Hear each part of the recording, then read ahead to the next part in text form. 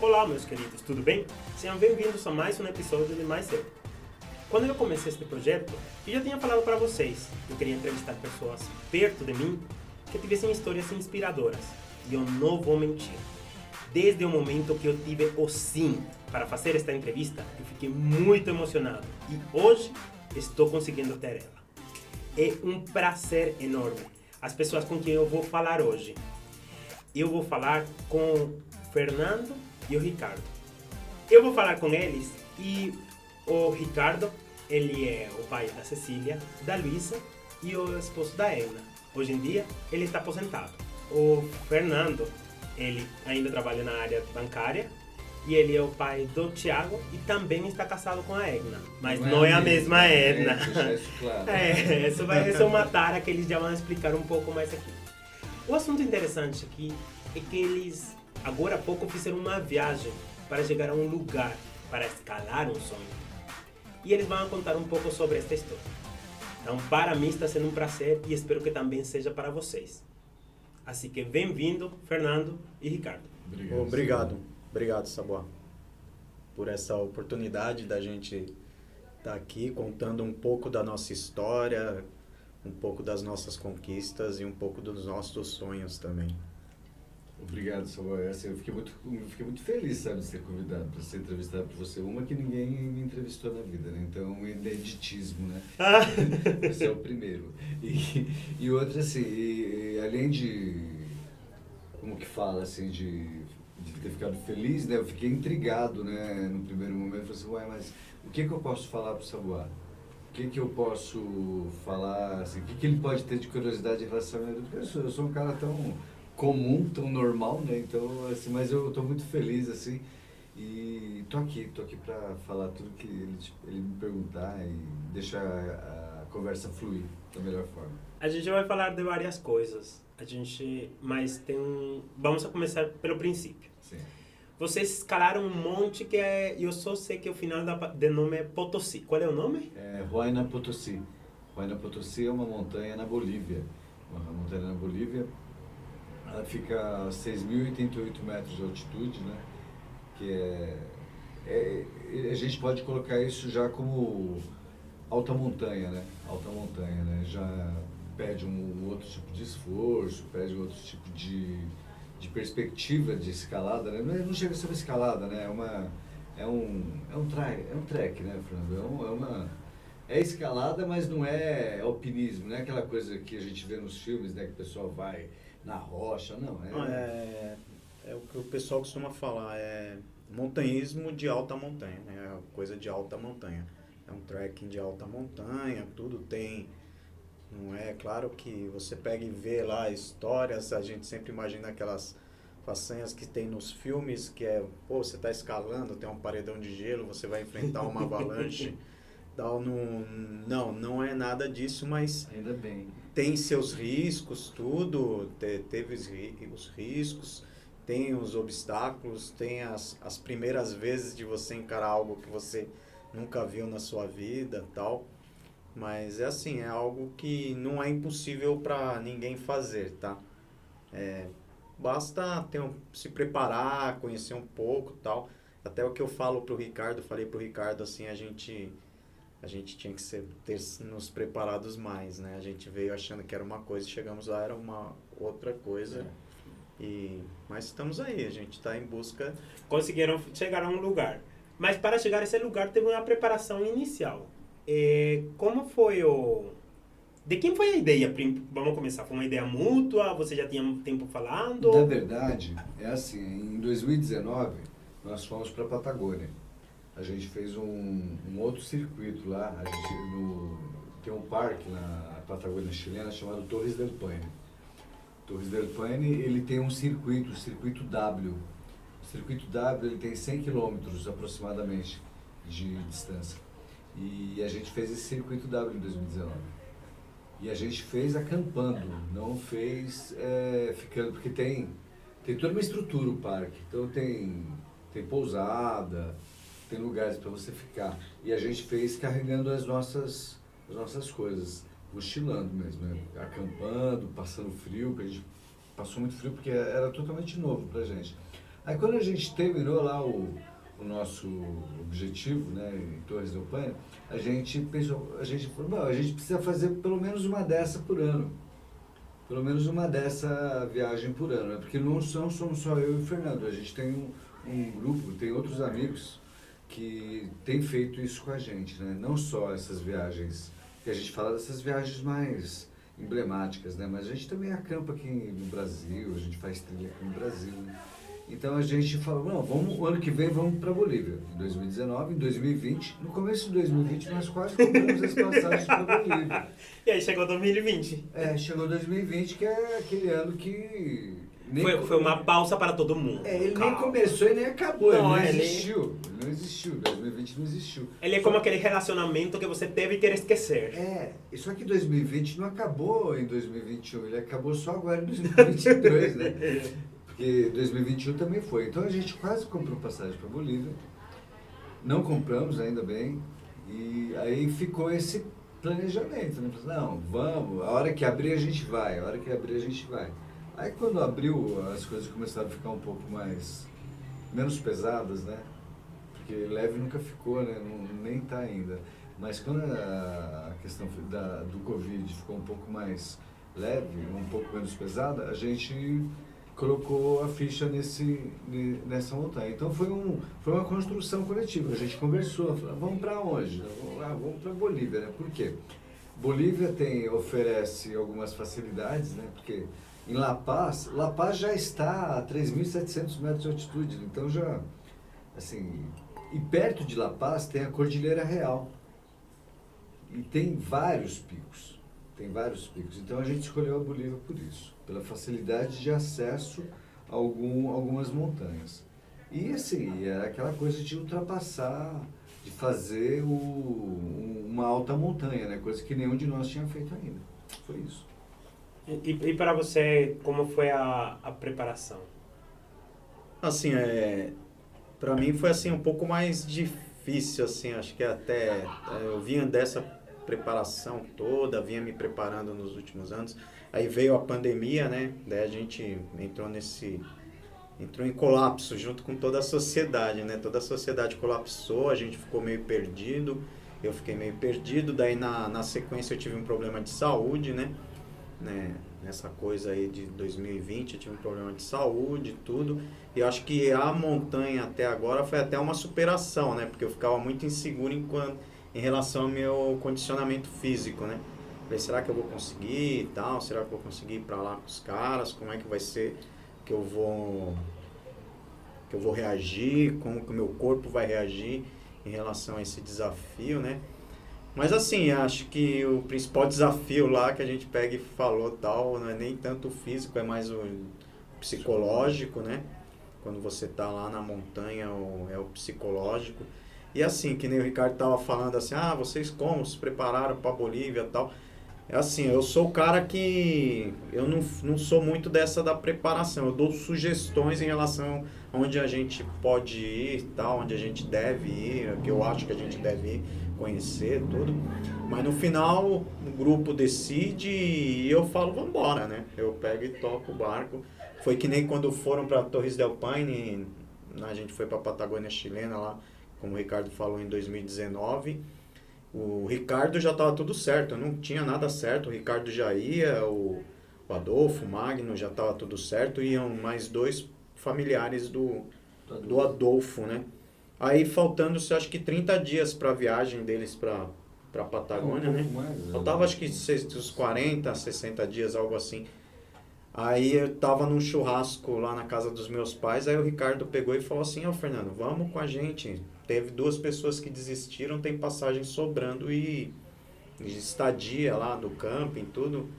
Você quer ir? Daí eu peguei, será que eu vou? Tal. Daí a Edna, minha esposa, pegou e falou assim, vai. Você sempre teve vontade de ir lá? Vai. Aí eu fui e falei, não, eu vou. Daí fui comprei a passagem, tudo e toquei o barco, fui com os caras, foi muito bom. Uma aventura assim, algo que realizou, um desapego das coisas normais da vida, porque você chega num lugar onde não tem sinal de celular, não tem sinal de nada, você não tem uma TV, você se desliga do mundo e se conecta com o seu mundo próprio, né? Com o mundo das pessoas que estão ao seu redor. E foi fantástico. Daí isso daí me uniu a esse grupo aí hoje, que a gente pega e faz essas caminhadas, essas trilhas.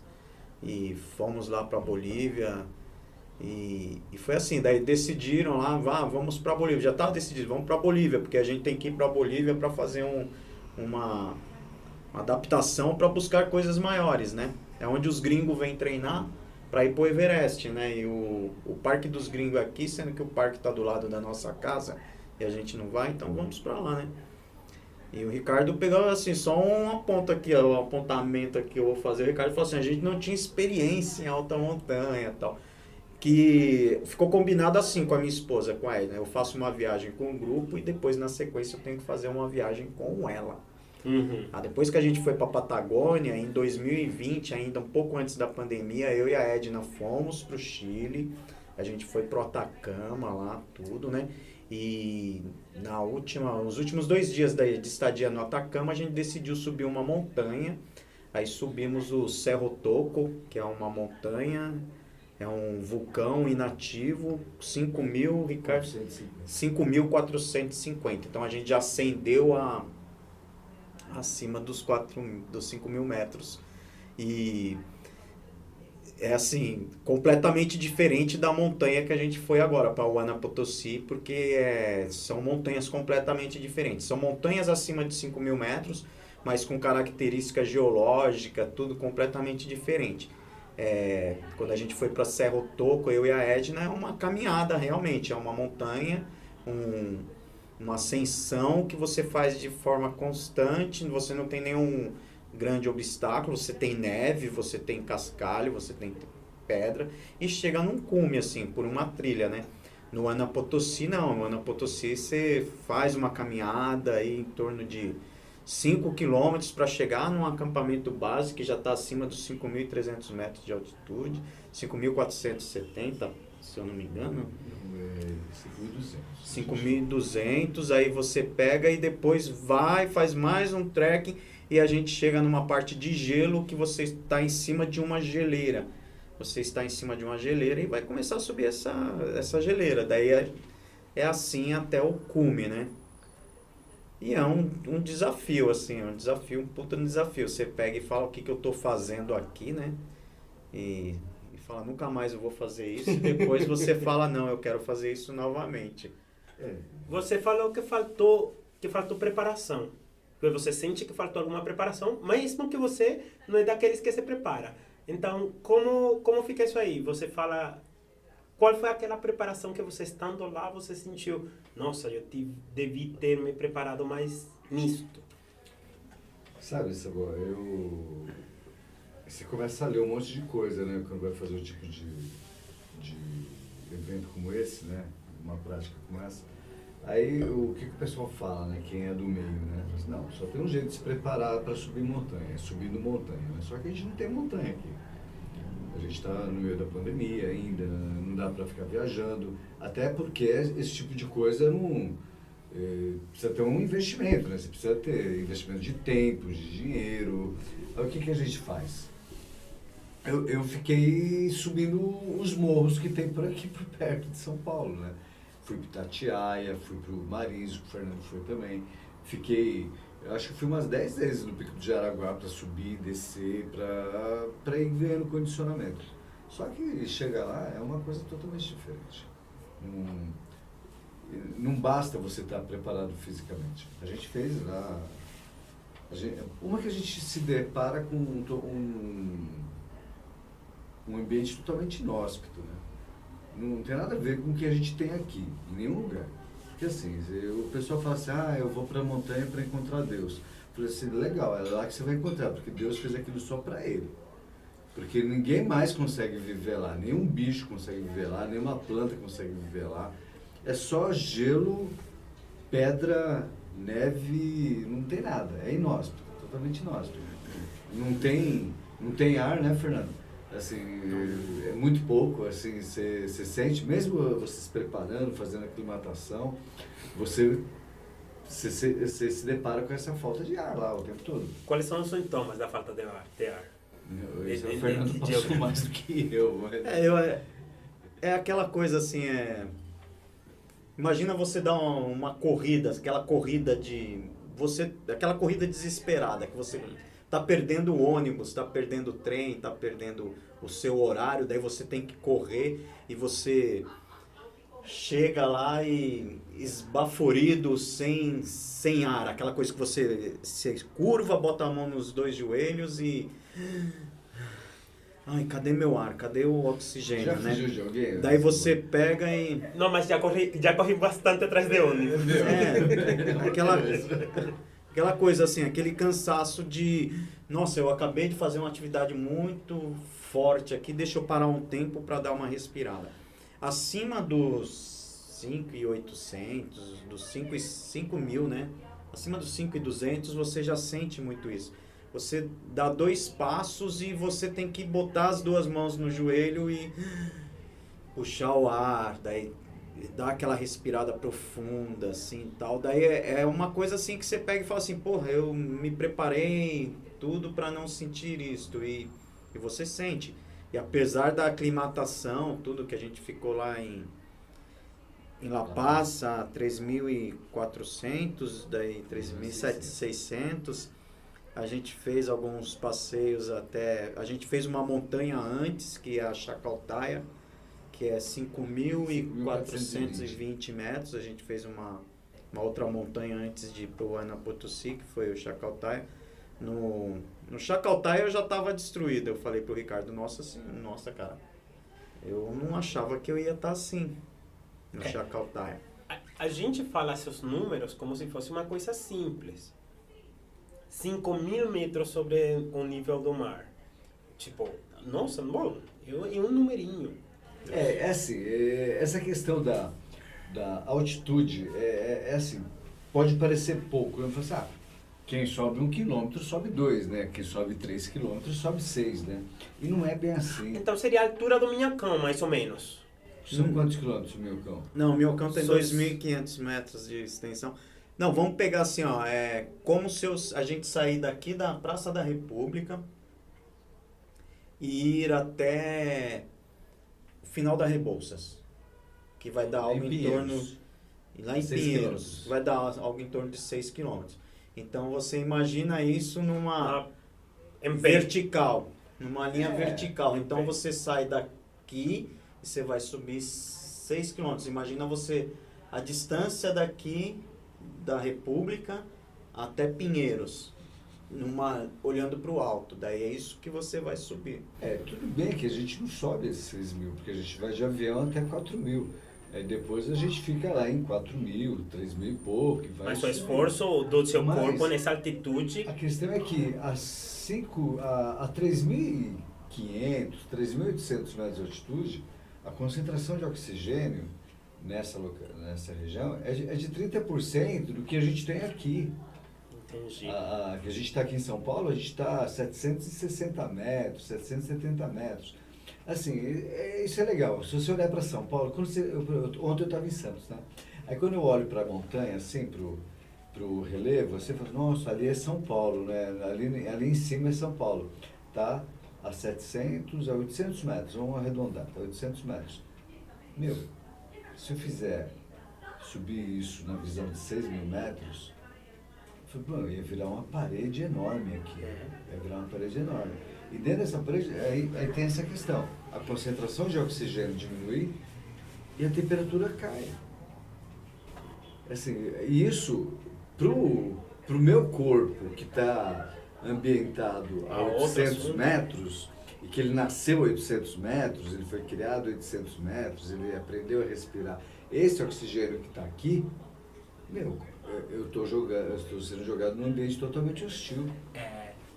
Eu entendo um pouquinho disso, desde o ponto de vista da minha experiência. Caracas fica mais ou menos uns... Se não estou enganado, olha, o máximo deve ser uns 600 metros por cima do nível do mar. Mas eu cresci e morei por muitos anos em uma cidade que estava a 200 metros sobre o nível do mar. e aí eu venho para São Paulo. E mesmo que se queira só uma diferença entre mais ou menos 500 metros, o fato de ter outro clima, de ter, para mim, uma noite de primavera é uma noite fria, mesmo que para vocês é uma coisa muito agradável. Então, quando teu corpo não cresceu nesse ambiente, ele vai sentir outras coisas. Imagina vocês lá, seu corpo pensava, não, tenho frio, não estou respirando bem. Em algum momento vocês pensaram, o que caramba eu estou fazendo aqui? Ah, não, várias vezes. Várias vezes. Quando você começa a fazer a aclimatação, por exemplo, o dia que a gente foi no Chacaltaya, que o Fernando estava falando, eu estava muito bem. Eu estava muito bem porque, uma que eu, assim, você até mencionou no começo do nosso bate-papo que eu sou aposentado. Realmente, eu me aposentei em janeiro, né? Então eu tive esse tempo todo para, mesmo que de forma deficiente, mas me dedicar a me preparar. Então eu estava mais ou menos preparado. E eu estava me preparando para a altitude também, né? De que forma? Assim, eu tomando um remedinho aqui e ali, uns dias antes da viagem, né? Que já é para isso, né? Para o mal de montanha. Mas no dia que eu subi o Chacaltaya, que foi a 5.400, você começa a notar algumas coisas diferentes no teu corpo. Você começa a falar, meu, eu não sou daqui. Assim, sabe aquela coisa, eu não sou daqui? Uhum. Eu não sou desse ambiente, assim. Eu não fui criado para isso. Aí você fala, putz... Isso já aconteceu, e olha só, a gente estava a 5.400, mas já aconteceu comigo em viagens para Itatiaia. Assim, não que eu estivesse, ele está sofrendo na altitude. Não, não. Mas eu estava cansado. Assim, tem momentos que você está tão cansado, está tão esgotado, você fala assim, meu, o que eu fui inventar de fazer isso, cara?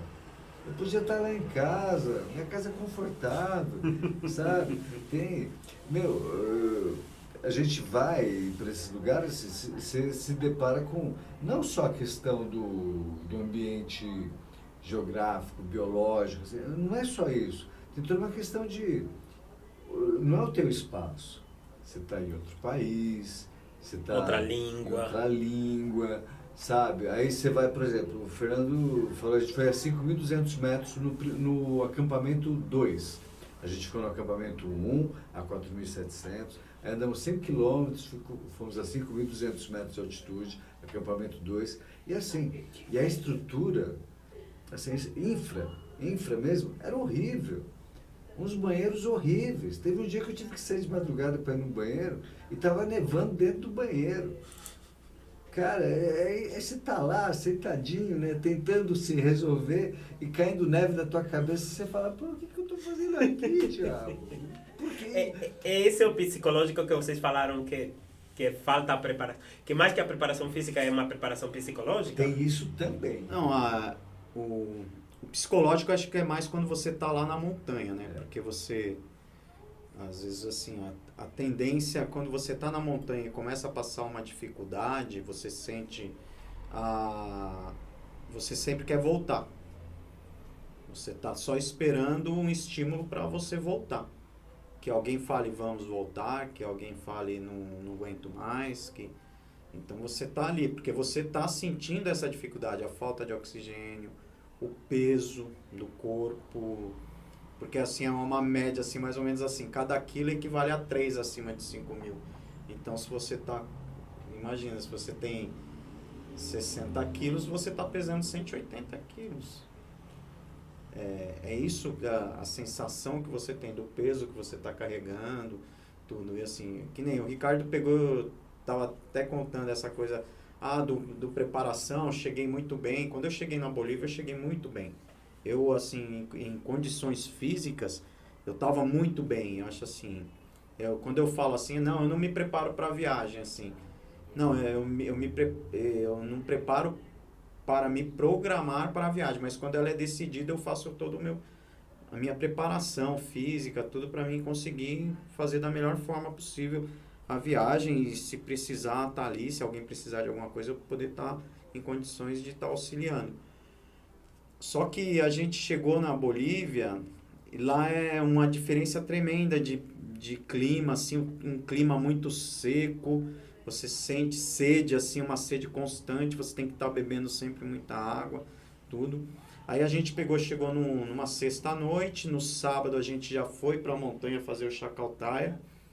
E voltamos à noite, a gente saiu para comer alguma coisa, tudo. E no meio da madrugada a minha água acabou. Aí o que que eu fui? Você acorda no meio da madrugada morrendo de sede. Eu fui tomar uma água da torneira. No sábado. Então no sábado eu tomei uma água na torneira. Daí no sábado à noite mesmo eu já comecei a passar um pouco mal. Já tava, do estômago? Do estômago. Comecei a passar mal do estômago. O domingo o Ricardo, mas o pessoal saiu para fazer um city tour lá na cidade de La Paz. Eu fui até metade do caminho e voltei, porque eu não estava com condições de continuar, estava com muito desgaste físico, muito cansado, vômito constante, diarreia, e foi assim. Daí a gente, na segunda-feira, a gente foi pro Huayna Potosí, eu ainda continuava com muito vômito, com muita diarreia. Daí foi a segunda, a terça, na terça-noite que a gente saiu. Eu fui melhorar na terça-noite. Eu fui melhorar, só que eu tava vindo de um desgaste muito ruim. Eu tava uma desidratação, ruim, tava desidratado, cansado. Aí eu ainda falei pro Ricardo, o Ricardo carregou até minha mochila. Eu não conseguia carregar a minha mochila, eu não conseguia carregar a minha mochila. Aí mal carregava você? Teve uma hora, assim, que a hora que os guias, a gente acorda 11, na terça-feira a gente acorda umas 11h30 da noite, a gente foi deitar umas 7 da noite, às 11h30 a gente acordou para começar a vestir o equipamento para subir a montanha. Aí teve eu parei, eu falei isso pro Ricardo depois, eu quase que eu peguei e falei assim, cara, eu não vou não, vai lá. Eu não tô em condições, eu ainda falei isso pro Ri, né, depois. Aí, só que eu fui pelo pessoal, que o pessoal tava numa empolgação, e eu fui, cara. Eu fui, e aquilo que eu falei anteriormente, desde a hora que eu pisei o pé ali na montanha, aquela paredão de gelo que a gente sobe, e você vai e sobe e não vê nada, você só vê 3, 4 metros da luz da sua lanterna, você vê 4 metros à frente, 1 metro na lateral, e você não sabe, você só tá ali ancorado numa corda junto com o seu grupo e tá pisando, dando um passo, outro, e você não tá indo ali. Daí eu tava indo, eu falei, onde o pessoal for, eu vou seguir o caminho, tal. E fui indo, e fui. Assim, daí eu pego e falo assim, eu não me preparei, assim, daí eu pego, como foi a preparação antes de chegar na montanha? Eu não me preparei para passar um mal, para ficar doente, eu não me preparei para, de repente, ter uma doença, pegar uma infecção intestinal, eu não me preparei para isso. E aconteceu isso. E eu fui para isso. Daí depois, um tempo depois, já aqui no Brasil, a gente retornou, eu estava assistindo um documentário de um cara que estava indo escalar uma montanha no Himalaia, assim. Daí o cara tá lá, tal, daí no dia da ascensão dele, ele teve uma infecção intestinal, e pegou e foi embora. Não foi, porque é risco, né? Daí, tipo assim, nossa, eu segui um risco, né? Sem saber. Daí eu falo, então quer dizer, se eu tiver uma infecção intestinal, eu não vou subir a montanha. Porque eu não tenho condições de subir a montanha.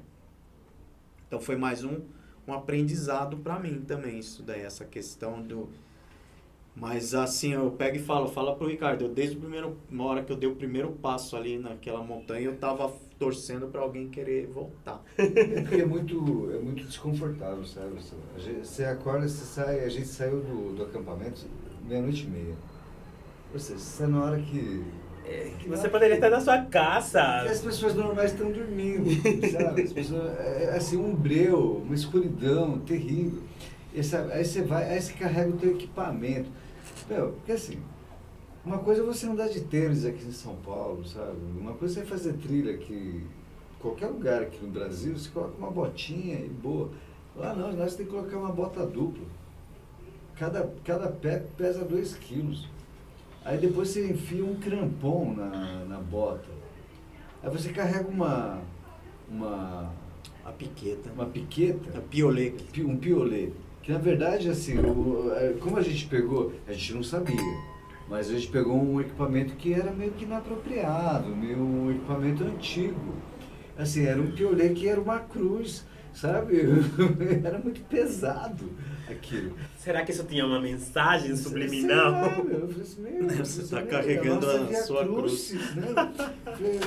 Aí a gente começa a subir, né? E beleza. O Fernando, ainda bem, ele foi. Ainda bem que ele foi, porque assim, a gente dividiu o grupo e ficou assim, para cada 2 caminhantes tinha um guia. E eu fiquei junto com o Fernando, né? Aí tinha um colega nosso ficou sozinho, né? E outros 4 colegas ficaram divididos em 2. E a gente foi junto. E a gente foi indo, e realmente é muito cansativo. Esse negócio que o Fernando falou, assim, a gente só fica esperando Ai, que desistir para a gente levantar não... uma bandeirinha amarela, falar assim, cansei, e acho que não vai dar, porque pra você abraçar. Você fala, eu também. Sabe? Só E, você assim, não amarelar primeiro, e eu tava né? amarrado com o Fernando, assim. E, sinceramente, quando a gente amarelou, vamos colocar assim, quando a gente decidiu descer, a gente tinha passado por algumas situações, assim, que tinham 2 outros colegas nossos que eles são assim, os mais loucos do grupo, né? Não, São mais novos ou são mais velhos que vocês? não, todo mundo é mais novo que a gente no grupo. Ah, entendi. Eu e o Fernando somos os decanos, né? Eu sou o decano do grupo, né? Eu tenho 50, vou fazer 53 daqui a pouco. O Fernando tem 50. Os outros têm abaixo de 50. Os outros têm abaixo de 45, acho. O Cleiton tem 40. Tem 40. Tem 40. E aí o Cleiton e o Magno, que eram os mais novos, né? Assim, eles são os caras que fazem tudo. Eles não têm tempo ruim. E eram os que estavam menos preparados naquele momento. O próprio Magno falava assim, eu não fui feito para isso, eu não sirvo para isso. Aí teve um momento assim que estava eu e o Fernando amarrado e eu tenho um sentimento de proteção muito grande, assim, eu tenho isso. Você é o irmão mais velho? Eu sou o irmão mais velho. É. Não só Sei como é que é. Não só com os meus, assim, mas assim, se tá comigo aqui, eu penso na proteção de todo mundo. Aí eu olhava para trás e vi o Magno morrendo, né? Vi o Cleiton morrendo. E tem uma coisa da montanha que o guia falava assim, a hora que a gente parar, não durma. Não durma, você não pode dormir. Porque se você dormir, é fácil você embarcar nessa narcolepsia e morrer, sabe? É assim que você morre na montanha. Olha que mensagem agradável de escutar de teu guia. Fica tranquilo, estamos bem, mas se a gente parar, não durma, você pode morrer. Era bem isso. Aí a gente parava, o que acontecia com o Magno e o Cleiton? Era automático. Queria dormir. Não, eles não queriam, eles dormiam. A gente sentava e o Magno fazia assim. Aí a gente lá cutucando ele. Acorda, acorda, acorda. Aí eles começavam a passar mal. Aí uma hora o Fernando até falou assim, Ricardo, uma hora eu tava puxando assim, a tua corda esticou porque eu tava atrás do Fernando e eu tava parado olhando para os dois, né? Eu tava preocupado, realmente muito preocupado com os dois. Você falou, a gente não pode parar porque se dormir, se a gente parar, não pode dormir. Muito louco. É um negócio muito louco. Mas minha pergunta é, então quanto tempo levou desde esse segundo acampamento até o ponto máximo que vocês chegaram? Foi em torno de 5 horas. 5 indo e 5 voltando? Não. Deu 5 indo e 3 voltando. 5 horas indo, 5 horas voltando e uma distância em torno de 6 quilômetros. Que não é... entendi. E aí... Não, assim, 5 horas para subir 6 quilômetros. Entendi. E depois 3 para voltar. Não, deu algo em torno de 6 km para subir e depois mais 6. Dá algo em torno de 12 km ida e volta. Só que obviamente, se você faz aqui em São Paulo, não leva tanto tempo. Não. Porque você faz, como 4 km em 1 hora, se anda rápido pode andar de 5. Quando a gente anda em trilha, quando a trilha tá ruim, a gente faz 2 km por hora. Devagar, isso é tricotando, né? Isso é devagar. Quando a trilha tá boa, a gente consegue fazer 4 km por hora. Agora lá a gente tava fazendo 1 km por hora. Uau! Você imagina a lentidão de cada passo, né? É muito demorado. Vocês não chegaram no ponto alto da montanha? Não. A gente chegou a 5.850. Foi. Quanto faltou? Faltou 238. 238 metros. A gente chegou... Dá alguma coisa de pensar, Dá. estive tão perto e não consegui? Dá sim, porque quando eu virei pro Fernando, eu olhei para aquele... Aconteceu um papo muito louco. Que assim, chegou uma hora que a gente no grupo, ele falou, não, vamos parar. Porque assim, você não pode parar. Se você parar, você começa a congelar. Entendi. Você começa a congelar. É um frio imenso. Você tem muita sede e a água sua está congelada. A sua água está congelada. Você tem que ficar chupando. Chupando gelo. Gelo. Sabe? Foi mais uma coisa da qual a gente não se preparou. sabia. Você tem algumas garrafas térmicas? Tem que ser com garrafa térmica. É assim. Com capa de neoprene, tem uns negócios. Assim, tem um monte de coisa. A gente estudou um monte de coisa, só que assim, todo lugar que você entra para pesquisar um pouco, ninguém assim, porque o que acontece? A maioria dos lugares que você pesquisa e falam sobre essa situação de alta montanha é um guia, um cara de uma agência de turismo aqui do Brasil. Fala as coisas bonitas, mas não fala o que você precisa Não fala saber. da dificuldade. É sempre a coisa fácil. Então, quer dizer, qualquer blog que você entra de montanhismo, ninguém fala dos perrengues. Ninguém fala da dificuldade. Ninguém fala que o negócio é difícil.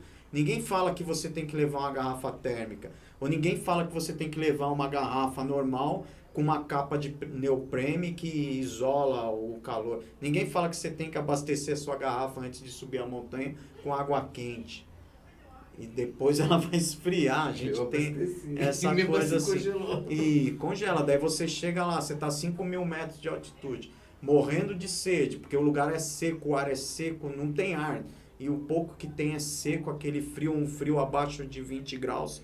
E você morrendo de sede, você vai pegar sua garrafa e não tem água, até tem gelo. Aí você tem que pegar, soprar o ar lá dentro da garrafa para ver se derrete alguma coisa para você beber uma gota de água. Assim, então as pessoas têm que estar preparadas para isso. Como o Ricardo pegou e falou também assim, a gente olhava para o lado e via dois amigos que estavam numa situação assim, ó. Teve uma hora que eu falei pro Ricardo, teve uma hora a gente tava a 5.700 mais ou menos de altitude e a gente deu uma parada, o Magno dormindo, né, sentado, o Cleito abraçado com um monte de neve vomitando. Não, mas foi muito louco, porque assim, o Mário falou assim... Mantendo a ideia, ele estava abraçando neve? Abraçado a um monte de neve, ele deitado, abraçado com a neve Olha a história e vomitando. dessa situação. Que uma hora, assim, rolou a conversa, não sei se fui eu. Você ia andando para frente, virou e tinha falou pandemônio. Assim, acho que é melhor descer. Aí o nosso amigo falou assim, eu não vou, eu só paro no cume. Ele estava em pé assim, aí ele caiu. Aí ele caiu na neve, se abraçou nesse monte de neve e começou a vomitar. Eu falei assim, meu Deus, ele não está mais em condições. Ele vai morrer. E, sabe? E o Magno já tinha desistido. Nosso outro amigo já tinha desistido. Nisso tinha outros 3 amigos que estavam indo à frente. Um outro que foi sozinho com o guia, né? Porque ele sobrou, né? Sobrou, ele foi sozinho. Foi o primeiro a chegar no cume. E um casal de amigos que também foi. Chegaram no cume. Aí chegou uma hora, eu vi aquilo, assim, aquela situação, eu falei assim, nossa, é nonsense total, né? Eu falei, não dá. E eu tava muito cansado. Com sono. Aí eu virei pro Fernando, eu falei, Fernando, vamos parar? Aí o Fernando, que assim... Foi automático. Dessa parte, assim, acho que foi bem assim. Sabe, a gente pegou após o colega lá vomitando, passando mal, né? A gente andou mais uns 100 e poucos metros. Estava perto de onde eles falam que é a cruz, né? Que é 5.900. Tem mais um paredão de 50 metros de gelo que você sobe. Você tinha chegado lá, tinha ido. Aí, assim, faltava pouco. Porque diz que quando você passa esse paredão, faltava 50 metros para a gente chegar no paredão. Diz que quando você passa o paredão, é mais tranquilo. Fica menos íngreme. Fica íngreme, mas é menos íngreme do que o que a gente estava vivendo até aquele momento. Então, assim, eu vi os dois ali, mas eu tava ali mais pelo Ricardo. O Ricardo é meu irmão, então eu falo assim, eu tava mais pelo Ricardo. Então, que o Ricardo for, eu vou. eu tava me arrastando, mas se o Ricardo falasse, vamos seguir, vamos. Mas o Ricardo é aquela coisa que ele falou, aquela coisa paternal do cuidador e o caramba, ele vendo o pessoal em dificuldade. E eu acho que o que agravou ele, porque eu peguei e vi aquela cena lá, os caras passando muito mal. Aí o guia que tava com a gente chamou, daí eu fui andando. Aí eu dei uns 10 passos, a gente subiu acho que mais uns 100 metros, né? A gente subiu mais uns 100 metros.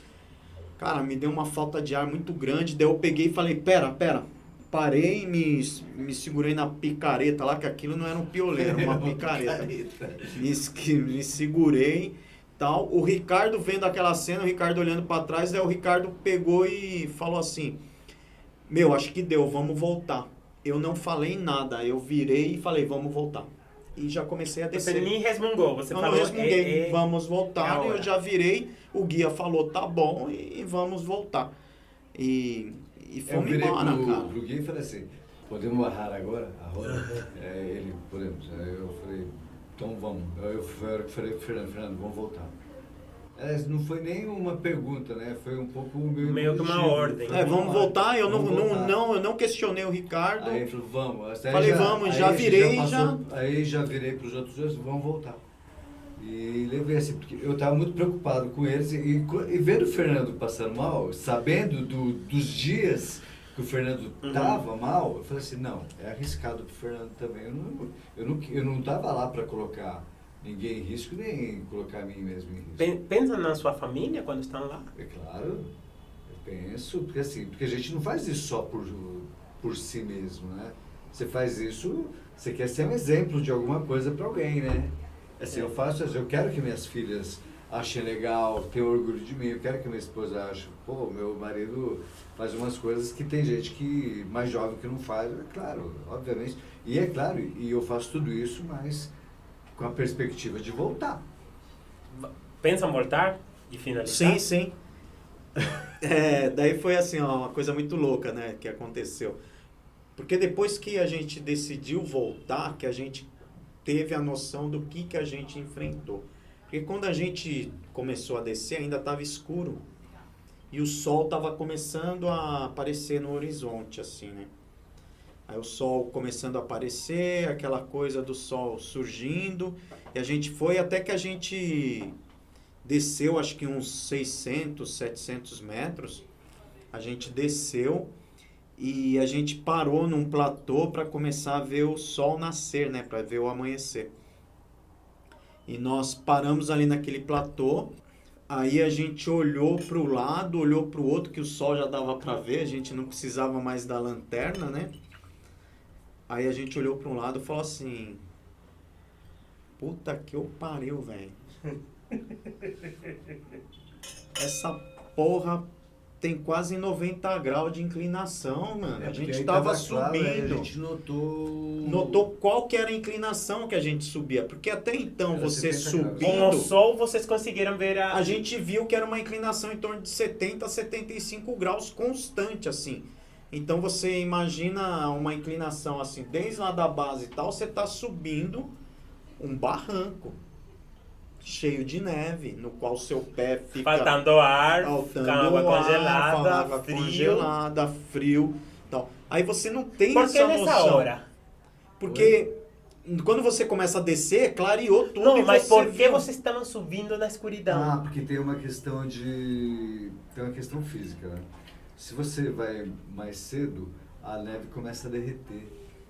Aí fica mais pesado para subir. Você começa a escorregar mais fácil? Isso. Ela fica mais... O que acontece? Ele pegou e falou assim, que é o seguinte, que quando o sol começa a bater na neve, ela começa a derreter, cria uma camada de gelinho também em cima da neve.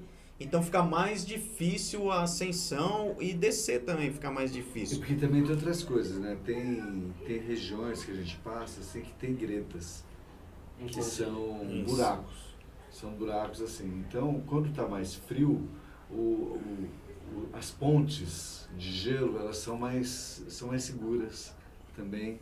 Quando começa a bater o sol, você pode escorregar mas facilmente pode quebrar uma greta, uma pontezinha. Não é uma ponte da E greta, você porque pode fica cair mais no buraco, frágil, né? o gelo fica... Se a gente passou, depois quando a gente volta, a gente percebe, né?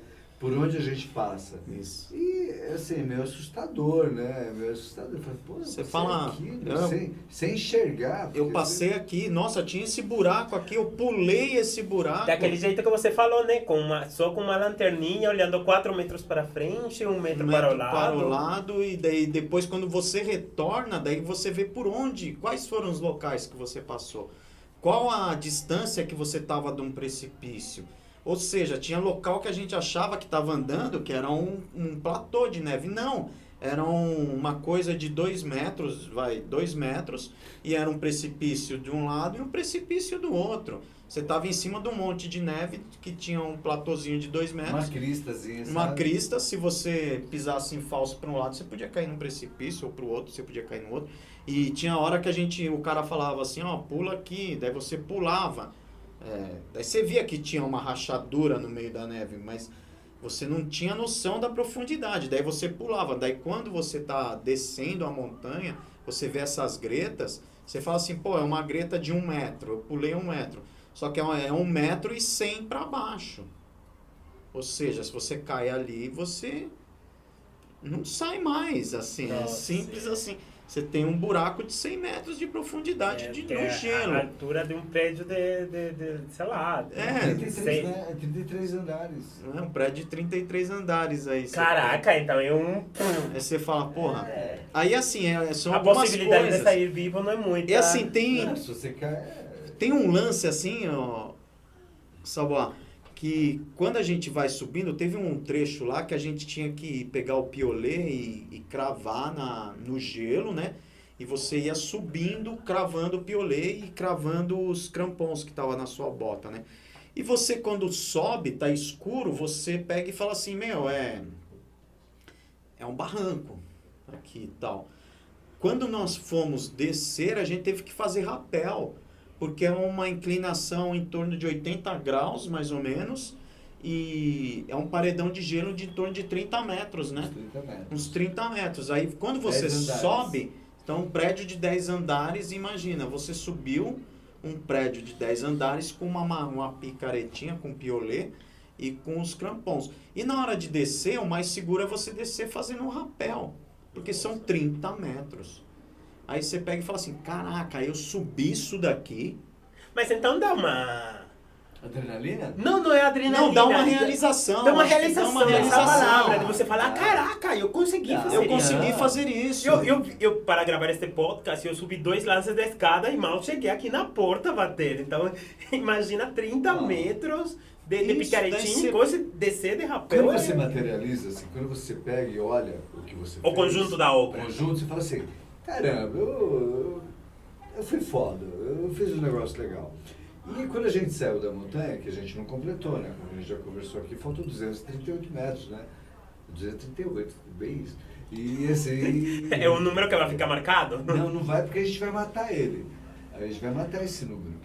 Nem que você faça só eu e o Fernando, não precisa dos outros não. Porque essa conta é nossa. A gente fechou nisso daí. Essa conta é nossa, a gente vai lá pra fechar. Porque quando a gente saiu de lá, a gente meio que saiu naquela história de que assim, não vou voltar aqui não. Eu não nasci pra isso. Foi o primeiro sentimento de derrota, falando. Mas tem uma coisa, tem o ciclo da montanha. O ciclo da montanha é o seguinte, né? Você se anima, vai pra montanha, aí você passa altos perrengues, você fala que nunca... Aí você se pergunta o que eu estou fazendo aqui. Aí quando você termina, ou para pela metade e fala assim, não, nunca mais vou fazer um negócio desse. Aí dá um dia depois você já está planejando a próxima, né? Então é o que meio que aconteceu com a gente. A gente saiu de lá falando que não ia voltar mais. Só que assim, uma coisa louca, a gente saiu de lá, aí a gente realiza, né? A gente olha tudo que fez e fala, pô, foi legal. Aí a gente olha para o nosso estado físico, assim, algumas horas depois de ter sofrido, de ter quase morrido, e fala assim, pô, eu tô bem, eu não tô sofrendo, eu não tô com dor no corpo, não tá doendo nada, eu não tô com falta de ar. Voltamos para La Paz, assim, a gente tava uns moleque. Eu falei, pô, então não faltou preparo físico. Aí você percebe que não faltou preparo físico. Faltaram foi outras Faltou coisas. foi A logística talvez não tenha sido Logística a melhor. não foi a melhor. Sabe, Acho que o equipamento, a contratação a contratação dos guias também não foi. Eu acho que assim, melhor, tinha guias bons ali, né? Não sei, mas é assim, se a gente vai com a experiência que a gente já tem, agora é fácil de você pegar e cobrar aquilo que você quer efetivamente. Você fala assim, não, eu quero assim, eu não quero essa picareta, eu quero uma picareta mais leve, eu não quero essa bota, eu quero uma bota mais leve, sabe? Fica mais fácil. Agora eu sei. Se chegar para mim com essa picareta... Agora não pode te enganar. Não. Agora, não dá sabe? Mais. Porque assim, que dá para chegar lá com esse equipamento? Dá. Mas só que vai pedir muito mais de você. De todo esse perrengue, situação, coisas boas, coisas ruins, choros, nova meta, novo objetivo, novo sonho. O que ficou de tudo isso para seu dia a dia? Mudou? Foi um antes e um depois para cada um de vocês? Mudou em alguma coisa pequena? Mudou em alguma coisa maior? Olha, eu não sei. Porque assim, isso tem a ver com estar preparado para fazer aquilo. Eu falo mais do dia a dia, tipo, tem como você refletir toda essa experiência no seu cotidiano agora? Tem algumas coisas que... Tem sim, porque assim, a gente... Você tinha falado antes da preparação, né? A gente não se prepara 1 mês antes, 2 meses antes, 5 meses antes. A gente tem que estar preparado, primeiro. Ou seja, estilo de vida nosso, assim, legal. Eu tenho que me preparar para subir montanha, mas de que forma? Mantendo um estilo de vida que seja saudável. Então, o Fernando faz atividade física diariamente, eu tento fazer atividade física diariamente, então veio bater na porta. Bom, estou fazendo certo isso daqui. Bom, outra coisa, a gente foi para lá, passou altos perrengues, sofremos fisicamente, porque não foi só isso, a gente teve outros sofrimentos lá. Do ponto de vista físico, né? Assim, o que é superação, né? A superação é subir o Potosí? Também. Subir o Huayna Potosí é uma superação? É uma superação também. Mas existem outras superações na vida. A gente todo dia está fazendo algum tipo de superação. A gente está realizando alguma coisa que a gente não tinha realizado ontem. Seja por medo, seja por falta de recursos, seja por N motivos. Então, assim, eu acho que a gente tem que buscar, assim, eu sou um cara que sou movido ao projeto. Eu estava com esse projeto do Huayna Potosí, foi agosto, 5 de agosto eu viajo, vou para lá, vou realizar, e eu estava vivendo meio que, não em função disso, mas assim, muito focado nisso. Quando eu voltei pensando que assim, eu estou sem projeto.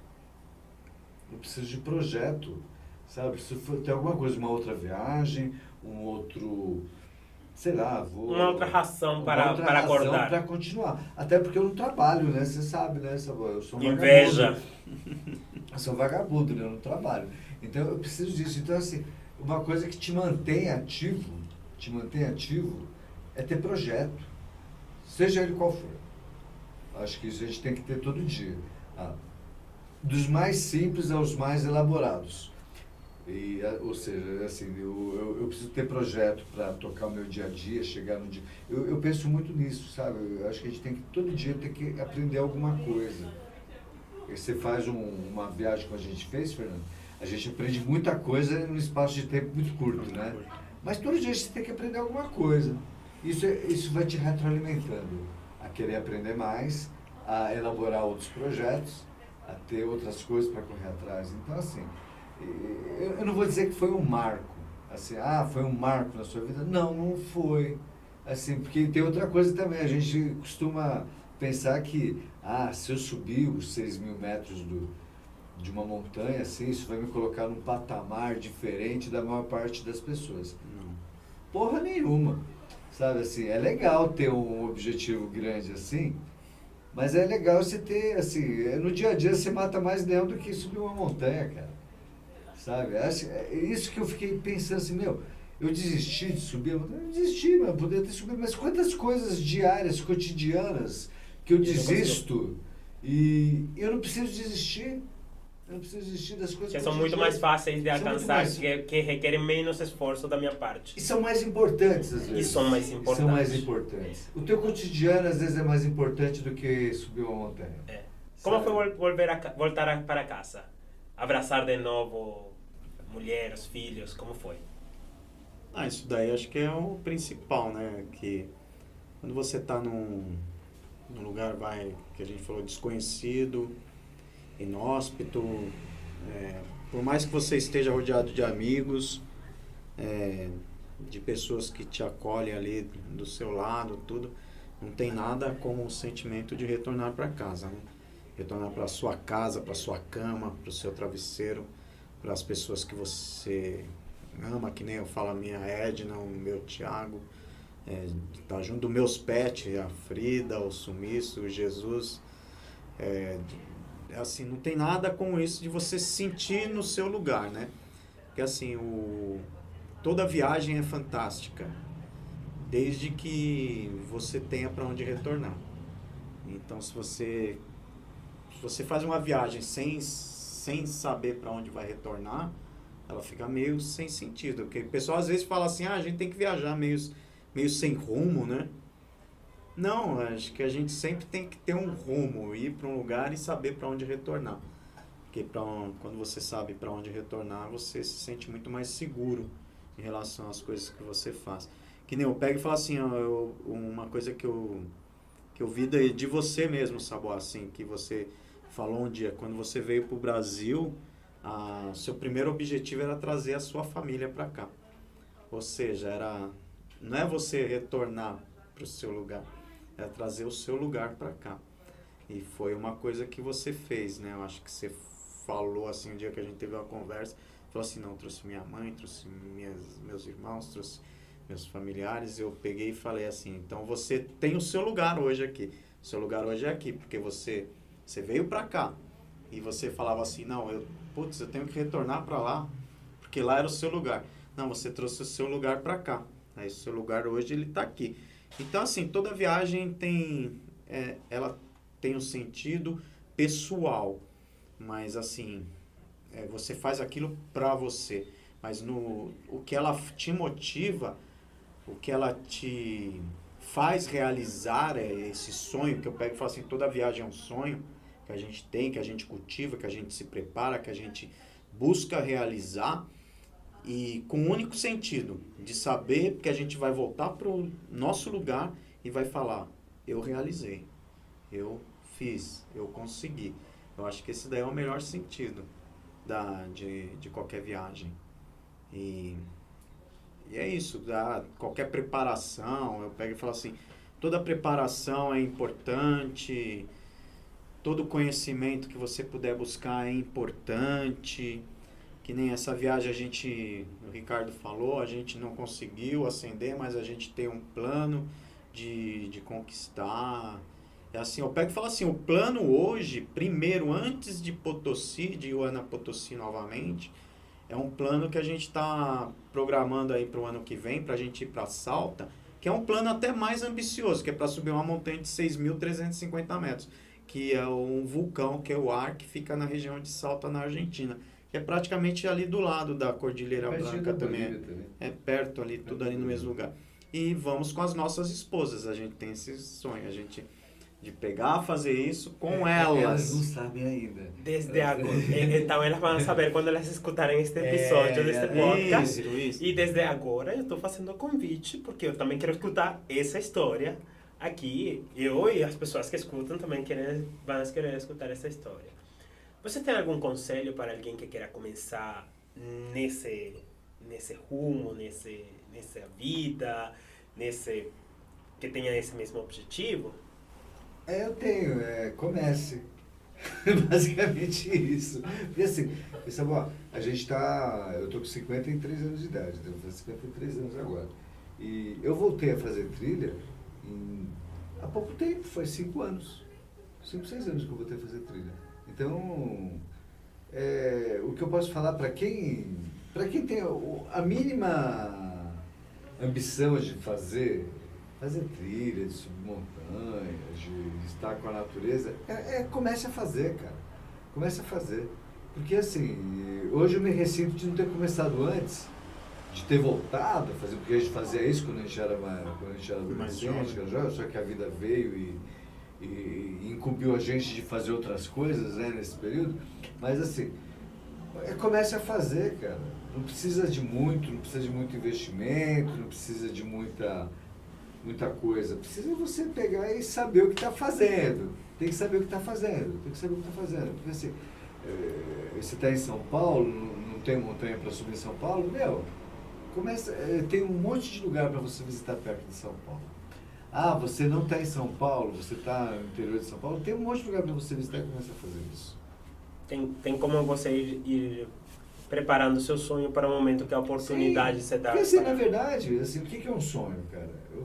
O sonho é alguma coisa que você quer realizar, né? Assim, tenha grandes sonhos. Mas eu acho o bom da vida é o varejinho da vida. O varejo da vida que é o bom, não é o atacado. Sabe? A gente não ama uma pessoa, eu amor. Não, você ama diariamente, você ama a cada instante. Você não tem. Os seus filhos, assim, eles não são construídos. Você não faz um filho de uma forma assim, pronta. Eu tenho a Cecília e a Luísa. A Luísa hoje, putz, é uma mulher preparada para a vida, para o mundo. Assim, mas ela não foi feita de uma vez, ela foi feita aos pouquinhos. Então, assim, a gente tem que fazer tudo sempre. A gente tá assim, teus sonhos, eles vão se realizando no picado, cara. Sabe? Assim, você tem que estar toda hora investindo no seu sonho. Você quer transformar a tua... Hoje eu tenho a Cecília, tem 15 anos, que eu já acho que é uma puta pessoa bacana já. Mas começou quando isso? Começou quando ela tinha 0 anos. Você vai investindo no que ela tem de melhor, você vai investindo naquilo que é bom. E quando eu falo que é bom, não é só o que é bom para mim, o que é bom para ela, mas o que é bom para o mundo também. Você tem que criar pessoas para serem boas para o mundo, sabe? Você tem que ser bom para o mundo, você tem que ter esse sonho, sabe? Então assim, eu e o Fernando, a gente quer voltar no Ueno Potosí. A gente vai voltar no Ueno Potosí. Só que assim, isso é fundamental? Na verdade é uma birra, né? A gente tem uma birra que a gente podia muito bem deixar para lá. Mas a gente quer voltar lá porque a gente é marrento. Desde pequeno a gente foi marrento. Eu posso falar com certeza, agora que sou mais um, que brasileiro não desiste nunca mesmo, né? Não. Aliás, às vezes a gente desiste. Às vezes a gente desiste e não deveria. Então a gente tem que ser assim. A gente tem que ter essa clareza de que as coisas são construídas não é de uma vez. Elas são construídas aos poucos. Então a gente tem que estar construindo todo dia. Então assim, essa questão dessa viagem, se tem o grande aprendizado, assim, eu não consegui construir essa ascensão, essa subida ao Ueno Potosí dessa vez, mas eu fiz um pedaço dessa construção.